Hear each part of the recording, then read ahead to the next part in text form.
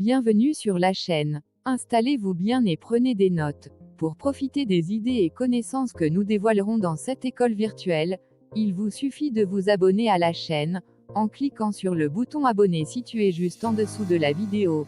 Et surtout n'oubliez pas de liker, d'activer la cloche de notification pour recevoir en premier les leçons de Mister Pougala. Chine-Afrique, les jaloux vont sauter et caler en l'air. De Jean-Paul Pougala. Voici ce que je disais de Huawei il y a 5 ans. Je continue d'attendre de voir le premier pont, la première école, le premier hôpital construit en Afrique avec l'aide de l'administration de Washington. Enfumage, rien que de l'enfumage à nous remplir les oreilles des mots tels que bonne gouvernance, sécurité, écologie, développement durable, transfert de technologie. Maintenant nous voulons des actions. Au Nigeria, on a vu un fou parler devant des blindés pour revendiquer l'enlèvement de 200 fillettes. Obama doit être content, puisque c'est lui qui a ouvert en Libye le plus grand supermarché des armements au monde pour tous les djihadistes de tout genre en mal de publicité. Et maintenant, il va aider le Nigeria à retrouver les fillettes kidnappées par leurs fous. Le vrai pompier pyromane, que lui, ainsi que Cameron et Hollande aident d'abord à retrouver l'avion Boeing malaisien de fabrication américaine, disparu dans des eaux où il y a des bateaux de guerre américains, sous les yeux des satellites militaires américains. Et si malgré cela ils ne sont toujours pas aujourd'hui capables de localiser les débris de cet avion, comment feront-ils au Nigeria pour trouver les fruits de leur politique en Libye? Même la France qui paye systématiquement la rançon pour tous les enlèvements de Français est subitement devenue experte en retrouvailles des personnes enlevées. Pourquoi donc continuent-ils de payer les rançons pour retrouver leurs propres citoyens kidnappés?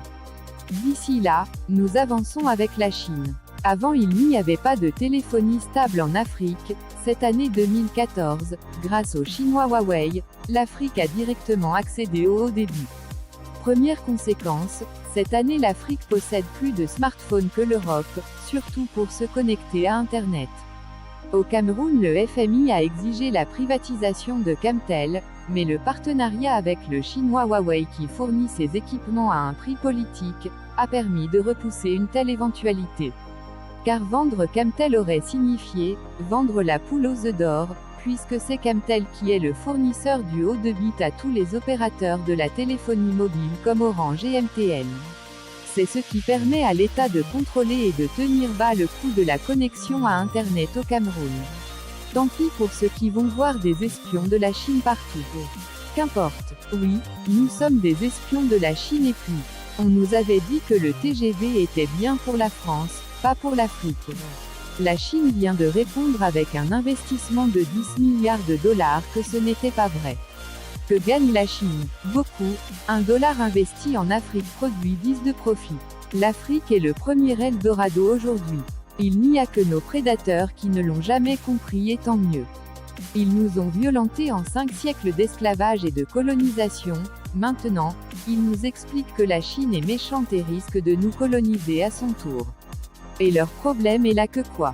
Seuls les naïfs africains croient encore à leur enfumage. Moi non. De Jean-Paul Pougala. Merci, et à la prochaine pour une nouvelle leçon. Abonne-toi maintenant pour recevoir la prochaine leçon. Ciao.